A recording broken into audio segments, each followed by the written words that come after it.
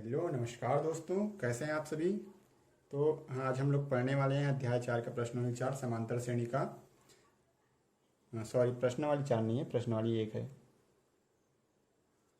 इसका प्रश्न क्रमांक हम लोगों ने चुनिंदा क्वेश्चन कुछ कर रहे हैं, ठीक है। जो इंपॉर्टेंट क्वेश्चन है उसी को मैं करवा रहा हूँ, ठीक है। बाकी आप लोग प्रैक्टिस करना, और जो नहीं बन पाएगा उसको मेरे को कमेंट करके बता देना, मैं उस पर एक वीडियो बना के डाल दूंगा। तो आज हम लोग पढ़ेंगे प्रश्नावली 1 का, अध्याय 4 की प्रश्नावली 1 समांतर श्रेणी। छत्तीसगढ़ बोर्ड का है ये जो सिलेबस है वो। तो इसका प्रश्न क्रमांक 14 देखेंगे, ठीक है। तो प्रश्न क्रमांक 14 क्या है। किसी समांतर श्रेणी का 12वां पद उसके 5वें पद से 14 अधिक है और दोनों पदों का योग 36 है, तो इस श्रेणी का mवां पद ज्ञात कीजिए बोला है, ठीक है। हमको बोला है कि 12वां पद उसके 5वें पद से 14 अधिक है बोल दिया है, और दोनों पदों का योग दिया है, ठीक है।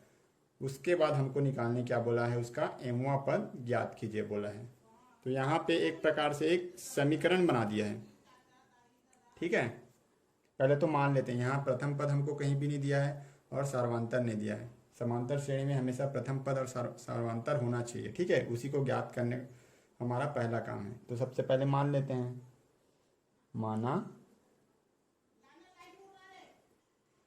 माना प्रथम पद ए मानते हैं ना हम लोग, और सार्वंतर को मान लेते हैं, और सार्वंतर को हम लोग क्या माने थे, डी है। ये पहला स्टेप है, हमारा पहला काम है, ठीक है।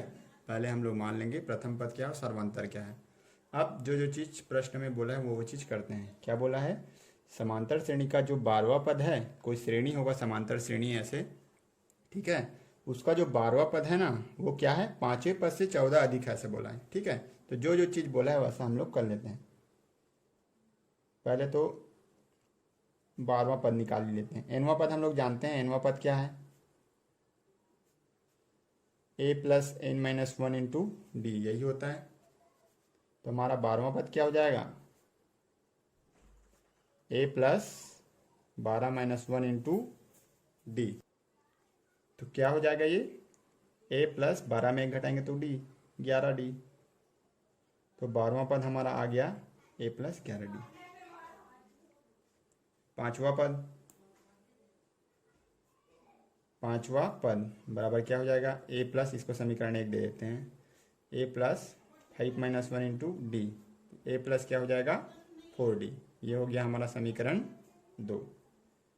तो जो चीज़ बोला है वो चीज़ हमारा आ गया। 12वां पद बोला था और 5वां पद बोला था, ठीक है। अब जो चीज़ हमको प्रश्न में दिया है उसके हिसाब से हम लोग उसको तैयार कर लेते हैं।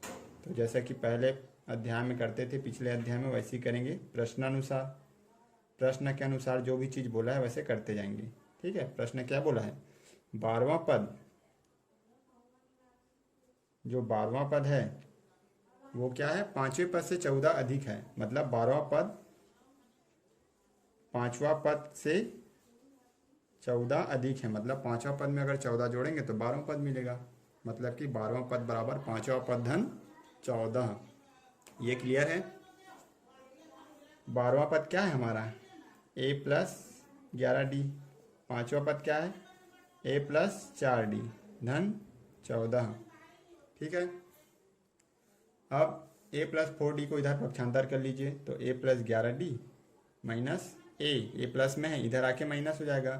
प्लस 4d भी प्लस में है, इधर आके क्या हो जाएगा, माइनस 4d हो जाएगा, बराबर 14।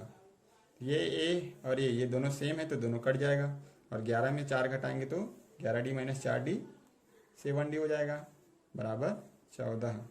7 इसके साथ गुना है, इधर आके क्या हो जाएगा, भाग हो जाएगा। तो 14/7, 7 एकम 7, 7 दूनी 14। तो d बराबर हमारा क्या आ गया, 2 आ गया, ठीक है। डी क्या है हमारा, सर्वांतर। तो हमारा सर्वांतर यहाँ आ चुका है। अब एक और चीज़ बोला है, क्या बोला है, दोनों पदों का योग 36 है, ये बोला है ना भी। तो इसको भी करते हैं, चलो।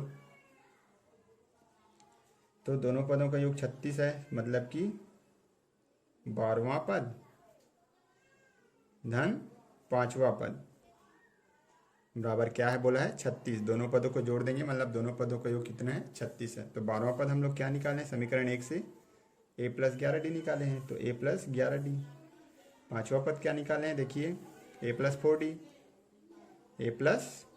बराबर 36। अब यहाँ d का मान हमको मिल चुका है, a बराबर 2, तो d का मान रख देंगे। पहले इसको सिंप्लीफाई कर लेते हैं। 2 एक है और एक 2a है, तो 2a हो जाएगा। और 11 और 4 और d वाला सेम एक साथ जुड़ जाएगा, तो 11 और 4 15d बराबर 36। तो 2a + 15, d कितना है 2 है, तो d की जगह में 2 रख देता हूँ मैं, बराबर 36। इतना क्लियर है। अब ऐसा इसको भी सिंप्लीफाई कर लीजिए, तो 2a + 15 दूनी 30 बराबर 36, ये हो जाएगा। अब 2a को इधर ही रखते हैं और 30 उधर जाके क्या हो जाएगा, -30 हो जाएगा।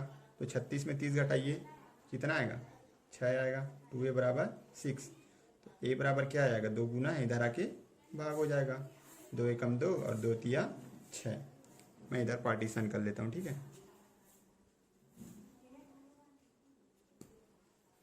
तो हमारा आ गया a बराबर 3।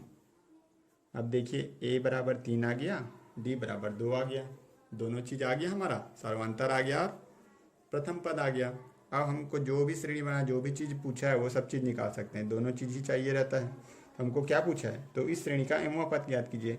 तो nवां पद बराबर a + n - 1 × d, तो mवां पद बराबर क्या हो जाएगा भाई, अतः लिखेंगे, ठीक है। अतः mवां पद बराबर a + m आ जाएगा n की जगह में × d हो जाएगा। सिंपल है बहुत ही। a बराबर क्या है 3 है, तो a की जगह में 3 रख दो, प्लस mवां पद तो प्रश्न में ही बोला, तो m को कुछ नहीं करेंगे, -1 × d बराबर क्या है 2 है, तो यहाँ 2 रख दो। तो 3 प्लस ये देखिए इसका गुना इस पूरे के साथ है, तो बारी बारी से करते जाते, 2 का गुना पहले m से होगा तो 2m हो जाएगा, और प्लस × माइनस 2 एकम 2, तो 2m का तो कुछ और एक्स्ट्रा चीज़ नहीं है, तो 2m तो 2m ही रहेगा। और यहाँ 3 में 3 - 2 हो गया, ठीक है। 2m यहाँ बचा तो क्या बच गया हमारा, 3 - 2 बचा, 3 में 2 घटाएंगे तो 1 आएगा, +1 आएगा ना, बड़ी संख्या प्लस में, इसलिए। तो हमारा जो mवां पद है वो क्या हो जाएगा 2m + 1। तो इस तरह से ये प्रश्न बनेगा, ठीक है। समझ आ गया होगा, आई होप। चलिए अगला प्रश्न देखते हैं। चलिए 18वां प्रश्न देखते हैं। तो क्या पूछा है, समांतर श्रेणी 3, 8, 13, 253 में अंतिम से 10वां पद ज्ञात कीजिए बोला है। अंतिम से मतलब कि यहाँ से 253 से, फिर इसके बाद कोई संख्या होगा, पीछे और जाएंगे, तो इधर से अगर गिनते हुए जाएंगे उल्टा, तो 10वें नंबर में कौन सा संख्या है वो हमको बताना है, ठीक है। अब तक क्या करते थे हम लोग, इधर से पहला, दूसरा, तीसरा से बोलते थे और जितने नंबर में बोलता था उतना पद करके निकाल लेते थे। अभी उल्टा बोल दिया, घुमा दिया हमको कि पीछे से जब गिनते जाएंगे तो 10वां नंबर में जो आएगा संख्या वो क्या है वो हमको पूछा है, ठीक है। तो चलिए हम लोग अपने हिसाब से एक एडजस्टमेंट करते हैं, क्यों ना ये जो अंतिम संख्या उसी, अगर अब उधर से ही गिनना स्टार्ट कर रहे हैं हम लोग, तो उसी को ना क्यों ना पहला पद मान लें। मेरा कहने का मतलब ये है कि 253 को मैं पहला पद मान लेता हूँ, और ऐसे ऐसे चलूँगा तो इधर से चलते जाऊँगा तो क्या आ जाएगा, यहाँ पे 13 आ जाएगा, फिर यहाँ पे 8 आ जाएगा, यहाँ पे 3 आ जाएगा। इसको उलट दिया तो मैं क्या हुआ, अब इधर से पूछा है ना अंतिम से 10वां, तो इधर से मैं 10वां पद ऐसे निकाल सकता हूँ आसानी से, ठीक है। अब ये मेरा पहले जैसे क्वेश्चन बन गया, अंतिम से 10वां पद बोला था, तो मैं अंतिम पद को क्या मान लिया, पहला पद। अब पीछे से गिनते हुए जाऊँगा तो पहला पद, दूसरा पद, तीसरे पद, वैसे 10वें नंबर में जो पद होगा वही मेरा क्या हो जाएगा 10वां पद हो जाएगा, ठीक है। अब यहाँ से मैं प्रथम पद और सर्वांतर निकाल लेता हूँ। तो प्रथम पद क्या हो जाएगा, पहले नंबर में क्या है 253, पीछे से जा रहे हैं ना, तो 253 इसको मान लेंगे, ठीक है। अब सार्वंतर, तो मैंने शुरू में सार्वंतर बताया था, द्वितीय पद माइनस प्रथम पद, तृतीय पद माइनस द्वितीय पद, चतुर्थ पद माइनस तृतीय पद, ऐसे करते जाता है, ठीक है। मतलब जो आगे वाला पद है उसमें से पीछे वाले पद को घटा देते हैं, वही हमारा क्या होता है, सार्वंतर होता है। तो हमारा सार्वंतर क्या हो जाएगा, यहाँ पे डी बराबर द्वितीय पद माइनस प्रथम पद, या वही सब चीज़। तो मैं क्या करूँगा, यहाँ तो हमारा दूसरा पद तो है नहीं, ठीक है। तो जो भी चीज़ दिया उसमें से लास्ट वाले में उससे पहले वाले को घटा देंगे तो वही आ जाएगा। तो 8 में 13 को घटा देते हैं इसमें, या 3 में 8 घटा देंगे, वही चीज़ है, ठीक है। तो 8 में 13 घटाएंगे तो कितना आएगा, अलग अलग चिन्ह है तो दोनों घट जाएगा, तो 3 5। बड़ी संख्या किस में है, माइनस में, तो यहाँ क्या आ जाएगा, -5 आ जाएगा। 3 में भी 8 घटा के देख लीजिए, -5 ही आएगा। तो हमारा सर्वांतर यहाँ पे आ गया है, प्रथम पद आ गया है। अब क्या बोला है, 10वां पद ज्ञात कीजिए बोला है। अब अंतिम पद यही था ना, इधर से 10वां पद ज्ञात करना है। तो 10 nवां पद बराबर क्या होता है,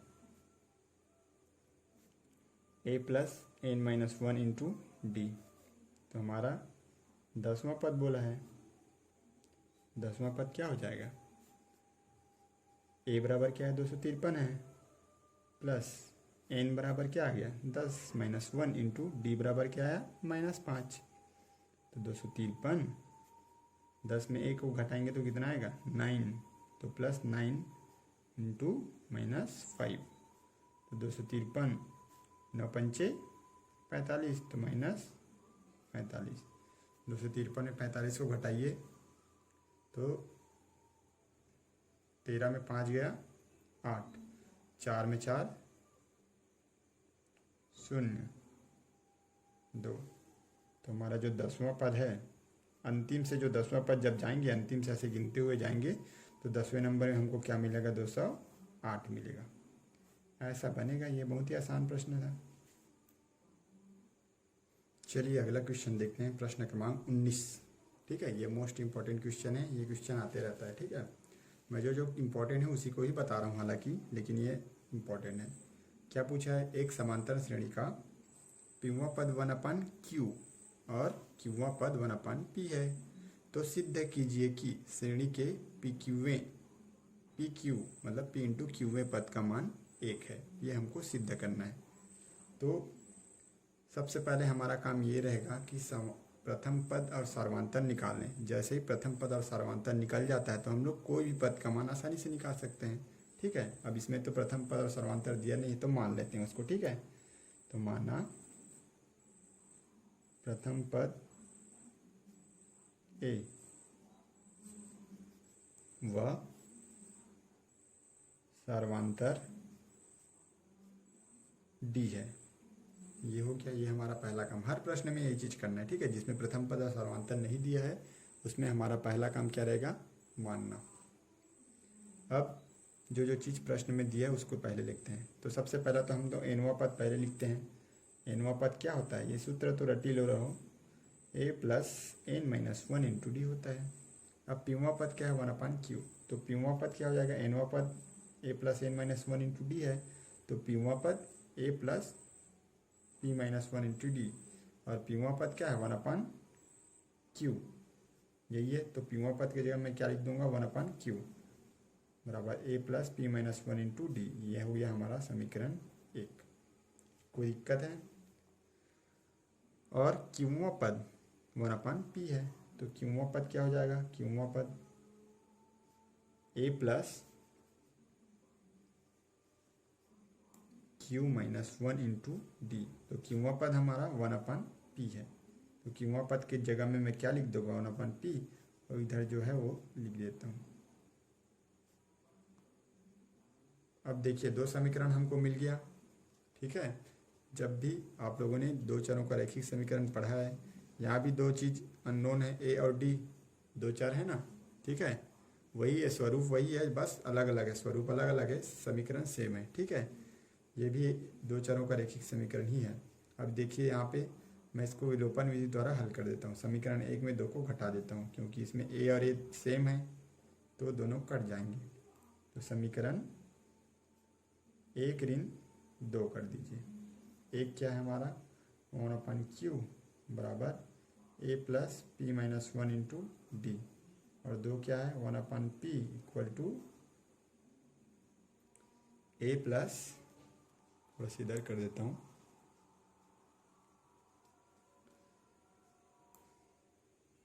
q-1 इंटू डी। घटा दीजिए, ये माइनस हो जाएगा, ये भी माइनस, ये भी माइनस, तो ये क्या हो जाएगा 1/q - 1/p हो जाएगा बराबर, ये a और a तो कट गया, p-1 इंटू डी, और ये माइनस q-1 इंटू डी, ये हो जाएगा। अब क्या करेंगे, इन दोनों में d दोनों में कॉमन दिख रहा है हमको, या तो दूसरा कर सकते हो आप लोग, डी को यहाँ से तोड़ के गुना करके लिख सकते हो, या दोनों में डी है तो दोनों को उभयनिष्ठ निकाल सकते हो। उभयनिष्ठ मतलब जो दोनों में शामिल है उसको हम लोग बाहर निकाल सकते हैं, ठीक है। तो मैं उभयनिष्ठ निकाल लेता हूँ। यहाँ पे लघुत्तम ले लेते हैं, पी और क्यू, दोनों का लघुत्तम पी क्यू हो जाएगा, या दोनों को गुना करके यहाँ लिखते हैं और तिर्यक गुना करते हैं। तो पी का गुना 1 से होगा तो पी, और माइनस क्यू का गुना 1 से होगा तो क्यू। ऐसे करते हैं, जब भी ऐसा रहता है ना तो इस तरह से करते हैं, इन दोनों का गुना करते हैं आपस में, उसको नीचे में लिखते हैं और तिर्यक गुना कर देते हैं। इसका गुना पहले इससे करके यहाँ लिखते हैं, फिर इसका गुना चिन्ह के साथ इसके साथ करके यहाँ लिख देते हैं। मैं इधर लिख लेता हूँ, इसको पार्टीशन कर लेता हूँ।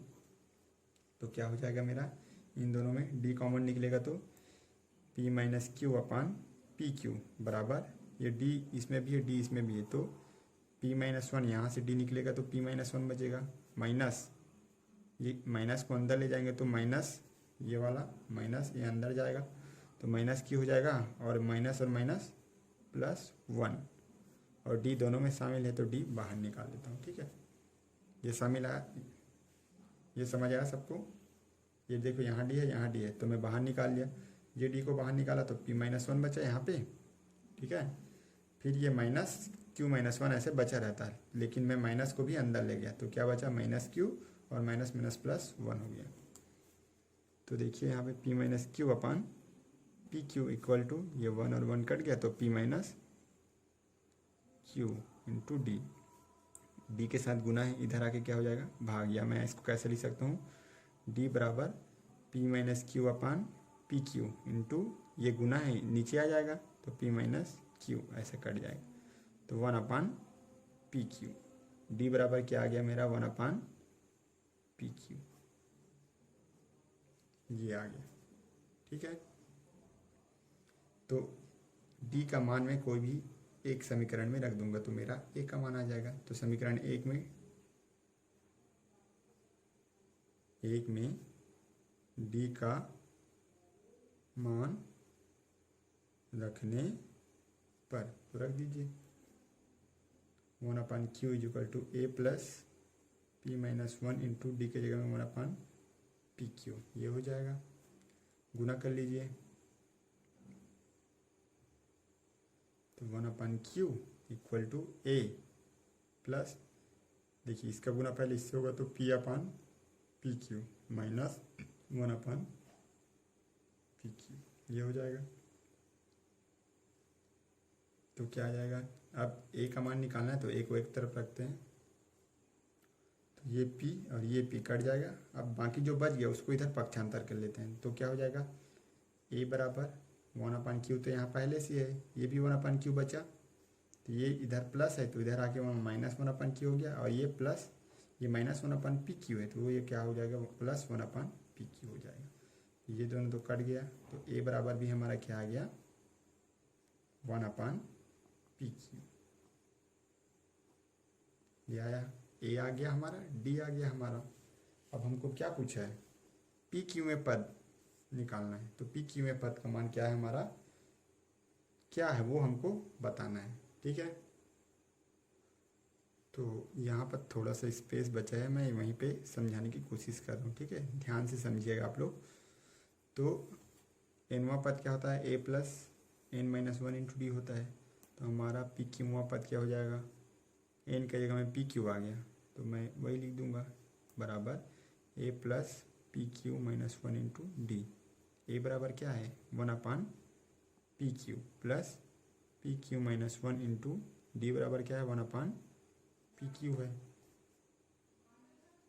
तो one upon P q plus ये गुना हो जाएगा तो p q upon P q हो जाएगा, minus one upon P Q, ये कट गया, दोनों सेम है, अलग अलग चिन्ह है, और ये भी ऊपर नीचे कट जाएगा, तो हमारा जो पी क्यूवा पद है वो कितना आ जाएगा, तो पी क्यूवा पद हमारा आ गया एक, और यही हमको पूछा है, पी क्यूवा पद का मान एक है, ये हमको सिद्ध करना है, तो यहाँ लिख देना, यही सिद्ध करना था। इस तरह से ये प्रश्न बनेगा, ठीक है। आई होप आप लोग को समझ आ गया होगा। Thank you.